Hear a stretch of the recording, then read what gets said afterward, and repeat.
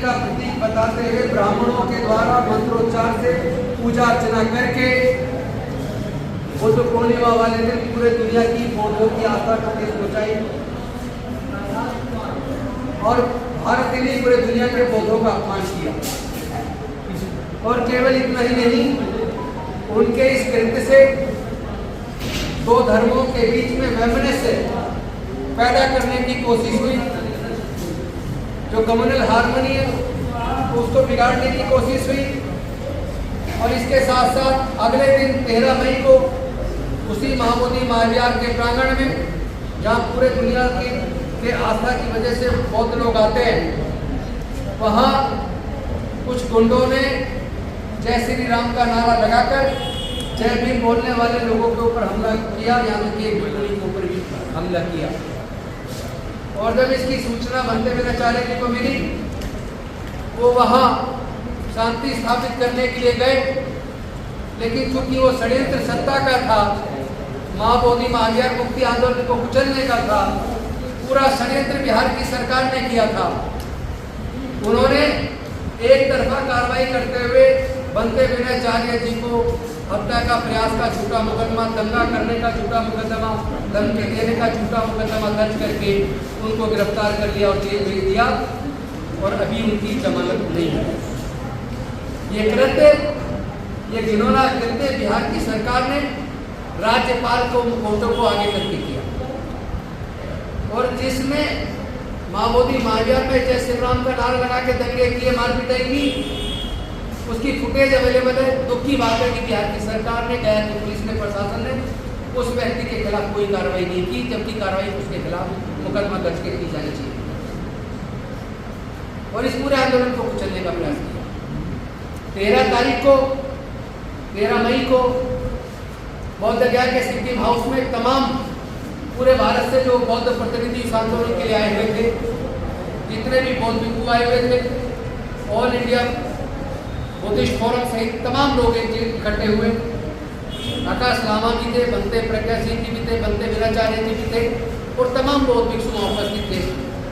वहाँ पे मीटिंग हुई और मीटिंग में ये तय हुआ आपस में समन्वय बनाया जाएगा, बिहार की सरकार के हथकंडे को, षड्यंत्र को सफल नहीं होने देगा। वहीं पे ये भी तय हुआ कि जो 12 मई को बौद्ध मंदिर में आके राज्यपाल महोदय ने, डीएम ने, कमिश्नर ने मिलकर जो बौद्धों की आस्था का अपमान किया, उसके खिलाफ 5 जून को दिल्ली के जंतर मंतर पे विशाल प्रदर्शन किया जाएगा। उसी के तहत परसों वो विशाल प्रदर्शन किया गया। और उसी 13 मई को सिक्किम हाउस में ये भी तय हुआ सबके बीच में सर्वसम्मति से कि दिल्ली के अंदर 5 के प्रदर्शन के बाद 6 और 7 को और 8 को 3 दिन पूरे भारत के बौद्ध प्रतिनिधियों का सम्मेलन किया जाएगा। और वहाँ जितने भी देश में बौद्ध संगठन चल रहे हैं, अम्बेडकरवादी संगठन चल रहे हैं, वंचित वर्ग के, पिछड़ों के जो संगठन चल रहे हैं, बहुजन समाज के, उनमें एक समन्वय स्थापित करने का भी एक प्रयास किया जाएगा। लेकिन बाद में आकाश लामा जी की तरफ से आया कि 3 दिन में ज़्यादा खर्च होगा, छोटा कर लो, 2 दिन कर लो। तो उनकी बात को मानते हुए उसको 2 दिन का प्रतिनिधि सम्मेलन किया गया, जो अम्बेडकर भवन में कल से चल रहा है। और आज अनेकों निर्णय लेकर उसको समापन किया गया, सबके लिए मंगल कामना के साथ। और उस सभा में अनफॉर्चुनेटली आकाश लामा नहीं आए, हमें नहीं जानकारी है वो किस चीज़ में व्यस्त है। लेकिन पूरे देश के 500 के आसपास प्रतिनिधि उस सभा में आए। 19 राज्यों के प्रतिनिधि आज सभा में उपस्थित रहे। सबने देखा कितने शांतिपूर्ण वातावरण में 2 दिन से प्रतिनिधि सम्मेलन चला। 8 विषयों पर चर्चा हुई। सर्वसम्मति से चर्चा करने के बाद, लेंथी डिस्कशन और हैप्पी डिस्कशन करने के बाद बौद्ध भिक्षुओं के सानिध्य में आज सर्वसम्मति से फैसला लिया गया। उस फैसले में ये तय हुआ कि एक समन्वय समिति बननी चाहिए भारत के बौद्धों की, वंचित वर्ग के सभी संगठनों की मिलकर। तो उसके लिए बुद्धिस्ट समन्वय संघ का निर्धारण किया गया और एक समन्वय समिति का गठन किया गया। उसका नाम रखा गया बुद्धिस्ट समन्वय संघ। और उसमें 19 राज्यों के प्रतिनिधि शामिल हुए। बाकी राज्यों से भी लोग जो नहीं आ पाए किसी वजह से फ़ोन पे संपर्क कर रहे हैं, उनके भी नाम लेके उसमें ऐड किया जाएगा और एक बुद्धिस्ट समन्वय संघ बनकर आज पूरे देश के और दुनिया के सामने आ गया। उसी संघ ने अपनी करीब 9 कमेटियों का भी गठन किया है, जिसमें लीगल कमेटी भी बनी है, कोऑर्डिनेशन कमेटी भी बनी है, कल्चरल कमेटी भी बनी है, एडमिनिस्ट्रेटिव कमेटी भी बनी है, बौद्ध धर्म के प्रचार प्रसार के लिए भी कमेटी बनी है। तो इस तरह की 8 कमेटियां बनी है, प्रवक्ता की भी कमेटी बनी है, प्रचार प्रसार की भी कमेटी बनी है और उसमें सभी राज्यों के प्रतिनिधियों को शामिल किया गया। दूसरा प्रस्ताव ये भी पास हुआ कि इसी तरह का समन्वय संघ और इस तरह की कमेटी राज्यों की भी वो लोग बनाएंगे जो केंद्र की कमेटी में शामिल हुए। तीसरा प्रस्ताव ये भी पास हुआ कि जितने भी संघ बहुजनों के चल रहे हैं, SC ST OBC के चल रहे हैं, बौद्धों के चल रहे हैं और ईसाई और मुस्लिम और सिख धर्म को मानने वाले लोग जो चल रहे हैं, क्योंकि उनके धर्मों पे भी, उनके धार्मिक स्थलों पे भी हमला किया जा रहा है, उनके साथ भी एक कोऑर्डिनेशन बनाया जाए ताकि किसी भी अल्पसंख्यक वर्ग के ऊपर कोई हमला होता है या उसके धार्मिक स्थल पे कब्जा लेने की कोशिश की जाती है तो तमाम अल्पसंख्यक जो धर्म को मानने वाले लोग हैं, चाहे वो बौद्ध हो, सिख हो, ईसाई हो, मुस्लिम हो, उन सब के बीच में समन्वय बनाते हुए भारत में शांति स्थापित हो, कहीं भी धर्म के नाम पे, जाति के नाम पे दंगे ना हो, एक कम्युनल हार्मनी बने, उसके लिए भी समन्वय आपस में ये समिति बनाने का काम करेगी। ये प्रस्ताव भी पास। पहले मैं सारे प्रस्ताव बता दूं। इसी में ये प्रस्ताव भी पास हुआ कि जितने बौद्ध विहार, अंबेडकर भवन या इस तरह के हमारे जो स्थान हैं, उनकी जो अलग अलग मैनेजमेंट कमेटी है, उनमें भी गुरु रविदास कमेटी भी है, उनकी कमेटियों में भी आपस में समन्वय बने ताकि कोई भी मसला आए समाज का, इस संघ के द्वारा तुरंत सारी मैनेजमेंट कमेटियों से संपर्क करके, तालमेल करके एक रणनीति बनाकर हम ऐसी किसी भी दुस्साहस का मुंहतोड़ जवाब सामूहिक रूप से मिलकर दे पाए और आपस में कोऑर्डिनेशन से हम लोग फैसले ले पाए। इसी में एक फैसला ये भी हुआ, चाहे वो आरक्षण से संबंधित मसला आए, चाहे किसी दलित उत्पीड़न का, क्रिश्चियन उत्पीड़न का या हमारे बाकी मुद्दे पर जो उत्पीड़न की घटनाएं होती है, उस पर टुकड़ों में संगठन लड़ाई ना लड़े, हम सारे संगठन तुरंत आपस में समन्वय बनाकर और एक विस्तृत रणनीति के साथ सरकार के खिलाफ अपने शोषण के विरुद्ध न्यायोचित मांगों के लिए एक राय होके अपना आंदोलन चलाएंगे। ये भी फैसला इस 2 दिवसीय समिति के अंदर, सम्मेलन के अंदर तय किया। और इसी के अंदर ये भी तय हुआ कि बौद्ध धर्म का प्रचार प्रसार, बौद्ध विरासत को संरक्षण करना, ये तमाम मुद्दों के लिए भी हमारी जो कोऑर्डिनेशन टीम है, समन्वय समिति है, वो उसके लिए भी काम करेगी। तो इस तरह के तमाम मुद्दों का फैसला आज हुआ है और हम लोग ये भी तय हुआ कि अलग अलग राजनीतिक पार्टियों से, अलग अलग सरकारों से तालमेल बिठाकर उनके द्वारा जो मसले सरकार से हल कराए जाने हैं या विपक्षी पार्टियों का अपने जायज मसलों में समर्थन लेना है, उसके लिए पॉलिटिकल लोगों की भी एक कमेटी बनाई जिसमें कुछ विधायक साथी हैं और सांसद भी उसमें रहेंगे। वो मिलकर, चाहे वो किसी भी पार्टी के हों, लेकिन सामाजिक मसले पर वो अपनी पार्टी में रहते हुए भी एकजुट होकर समाज की बात को सत्ता के साथ मिलकर, सरकारों के साथ मिलकर, अपने अपने पार्टियों के माध्यम से भी उसको भी आगे बढ़ाने का काम करेंगे ताकि उनकी अपनी राजनीति अपनी जगह है, लेकिन समाज के मुद्दों पर मिलकर अपनी लड़ाई लड़ पाएँ। और साथ ही ये भी तय हुआ, कोई भी मसला आता है तो हम संसद के अंदर भी, विधानसभाओं के अंदर भी अपने सांसदों और विधायकों के माध्यम से अपनी आवाज़ को मजबूती के साथ बुलंद करेंगे। और ये भी फैसला हुआ कि तमाम राज्यों में जिन लोगों की आस्था को ठेस पहुंची है इस तरह की वीडियोस देखकर, वो लोग अपने अपने राज्य में ऐसे कृत्य के खिलाफ मुकदमा दर्ज कराने के लिए कंप्लेन दायर करेंगे। तो ये सारे मसले आज की मीटिंग में बड़े सौहार्दपूर्ण वातावरण में आज फाइनल किए गए, पास किए गए, पूर्ण बहुमत से किए गए और बहुत अच्छे वातावरण में आज हमने ये सारे मसले तय किए। इसके लिए मैं समस्त आए हुए साथियों का और बौद्ध भिक्षुओं का मैं सम्मान करता हूँ, स्वागत करता हूँ कि आपने बहुत अच्छे वातावरण में ये सारे फैसले करवाए हैं। आगे की प्रेस कॉन्फ्रेंस को संबोधित करने के लिए हमारे जो प्रवक्ता निर्धारित किए गए हैं, आदरणीय बुद्ध अलंकार जी, BP निगम साहब आप लोग आगे की बात रखें। उससे पहले अगर कोई सवाल पूछना आप चाहते हैं। सवाल ये है मंत्री एक सवाल ये है कि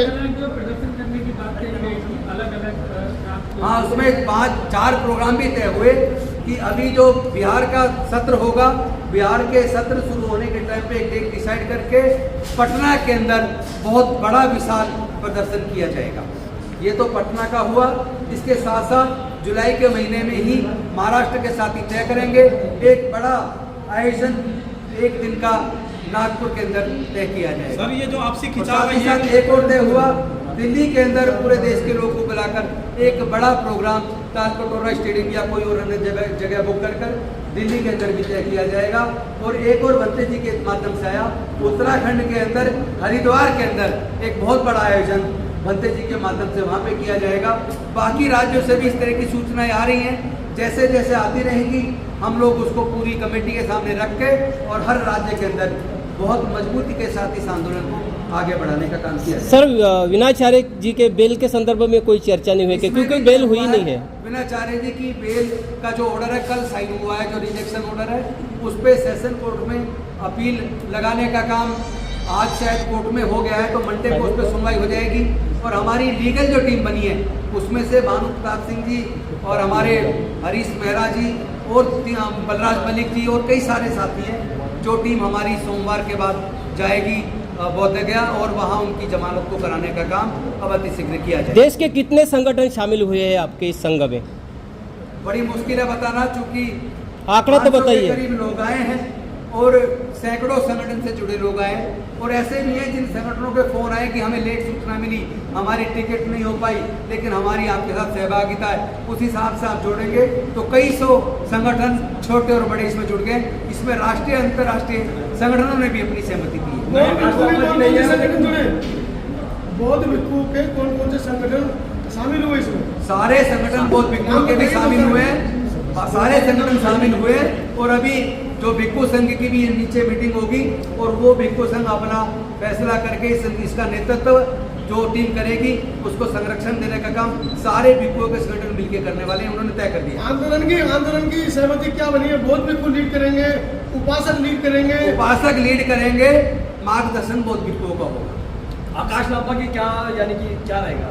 आकाश लामा जी के सामने और उन्हीं के द्वारा माइक से संचालन हुआ था 13 मई की मीटिंग का, और उन्हीं के द्वारा वो प्रस्ताव सबके सामने रख के बहुपूर्ण बहुमत से पास कराए गए थे। अब वो क्यों नहीं आ पाए, बीमार हैं, अपनी माँ से मिलने गए, कहाँ है उसकी जानकारी नहीं मिल पाई है, और वो जब जानकारी मिलेगी आपको बता दीजिए। समिति कब तक आप लोग बना लेंगे अपनी? समिति बन गई है। मंत्री जी एक सवाल, अध्यक्ष महासचिव नहीं होगा, संघ बनाए, एक सवाल फैसले लेगा। कोई अध्यक्ष महामंत्री वाला सिस्टम जिससे झगड़ा होता है वो सिस्टम नहीं चलेगा। एक सवाल ये है कि जो पूर्व में 90 के आसपास ये जो आंदोलन चला था, बौद्ध मुक्ति आंदोलन, जिसमें 92 में बोर्ड क्लब पे, जिसमें भदंत आनंद महाथेरा, सुरेश ससाई, करुणाकर, जो पुराने बौद्ध भिक्षुओं जो आज भी जीवित हैं, क्या वो बौद्ध भिक्षु जिन्होंने इतना बड़ा आंदोलन किया, जिन्होंने इतने बड़े बदलाव भी कराए बौद्ध के मुक्ति आंदोलन के, तो क्या वो बौद्ध भिक्षु आपके संपर्क में है या उनसे कोई बातचीत हुई है? लेकिन उनका शरीर साथ नहीं दे रहा। जैसे बोलते सुरेश ससाई, उनके द्वारा पिटीशन भी डाली हुई है, लेकिन वो चलने फिरने में अब उतना ऊर्जा शरीर में नहीं बची है। भंते आनंद जी के भी शरीर में उस तरह की ऊर्जा नहीं है जो 1992 के आंदोलन में थी। लेकिन हम खुद उनसे पर्सनली, उनके पास हमारी समिति के लोग जाएंगे, पर्सनली मिल के उनका आशीर्वाद प्राप्त करेंगे, उनका अनुभव जाएंगे मीटिंग से पहले नहीं गए। देखिए समिति अब बनी है, बिना समिति के कैसे जाए? समिति तो जाएगी ना, बिना समिति के कैसे जाए? आज समिति बनी है और समिति पूरे देश में जाकर सबसे मिलकर इस समन्वय के काम को आगे बढ़ाएगी, क्योंकि इसका नाम ही बुद्धिस्ट समन्वय संघ है, तो हमारा काम ही समन्वय करने का रहेगा। और दूसरी दिशा में ले जाने का भी आप प्रयास ना करें। जो आरोप प्रत्यारोप चल रहा है बंद होगा? गौतम, अब आरोप प्रत्यारोप कुछ नहीं है, अच्छे वातावरण में सब कुछ फैसला हुआ, आप अपने तरफ से मत डालिए। गौतम काल जी, मेरा एक सवाल है, भारतीय बौद्ध महासभा जो नागपुर की है वो यहाँ पे शामिल नहीं हुई है, और दूसरी बात मीडिया का कोई, यानी जो बहुजन मीडिया है उसके कोई प्रतिनिधि यहाँ पे है क्या कमेटी? देखिए, हमने जो 2 नाम आ गए थे, अभी जो हमारे लोग मीडिया बहुजन मीडिया चलाते हैं उनसे सबसे व्यक्तिगत बात करके उनमें से नाम लेके जो हमारी मीडिया की टीम बनने वाली है उसमें उनको इनकॉर्पोरेट किया जाएगा, फिर उसकी घोषणा सार्वजनिक की जाएगी। नागपुर के भारतीय बौद्ध महासभा शामिल नहीं हुई है गौतम जी, भारतीय बौद्ध महासभा शामिल नहीं हुई है नागपुर की। सर मीडिया खुल के सवाल कर मैं सकती है। एक बात बता दूंगा, जो चाहे सवाल पूछे, पूरी आजादी है, लेकिन एक निवेदन के साथ एक करके पूछें और आपका भी सहयोग समन्वय में हो। नकारात्मक जो ब्रीफिंग आप अपनी वीडियो चलाने के लिए करते हैं, कृपया करबद्ध निवेदन है नकारात्मक कवरेज ना करें। आपको फायदा हो रहा है अपना फायदा ले लो, लेकिन नकारात्मक कम से कम सकारात्मक कार्य को नकारात्मक ना करें। आप जो दिखाना दिखाइए, हमारा कंट्रोल आपके ऊपर नहीं, आपको छूट है। सर आगामी रूपरेखा क्या होगी बौद्ध मुक्ति आंदोलन की? आगामी रूपरेखा जो समन्वय क्या समिति बनी है, आगामी रूपरेखा में ऑलरेडी 4 प्रोग्राम हमने डिक्लेयर कर दिए हैं। बाकी समन्वय समिति तय करेगी कि आगे के आंदोलन को कैसे बढ़ाना है। तो सर अलग अलग शहरों में आप कर रहे हैं, अलग अलग राज्यों में कर रहे हैं, बौद्ध गया होकर बोध गया में क्या होगा? क्या वहाँ उसको मैं वही बता रहा हूँ, आंदोलन बिल्कुल भी सस्पेंड नहीं हुआ है, आंदोलन लगातार चल रहा है। आंदोलन को बड़े आयाम दिए जा रहे हैं, आंदोलन की एक विस्तृत रूपरेखा बनाई जा रही है और आंदोलन को अब बौद्ध गया के साथ साथ अब पटना में भी और बाकी राज्यों के राजधानियों तक लेके जाया जा रहा है और दिल्ली केंद्र के माध्यम से पूरे देश को ये संदेश बहुत तेज गति से पहुंचने वाला है। गौतम जी, आकाश लामा जी भी इस संघ में रहेंगे क्योंकि आए नहीं है संघ में सब है, अब जिसकी कोई मजबूरी नहीं आया तो वो बाद में आके बता दे।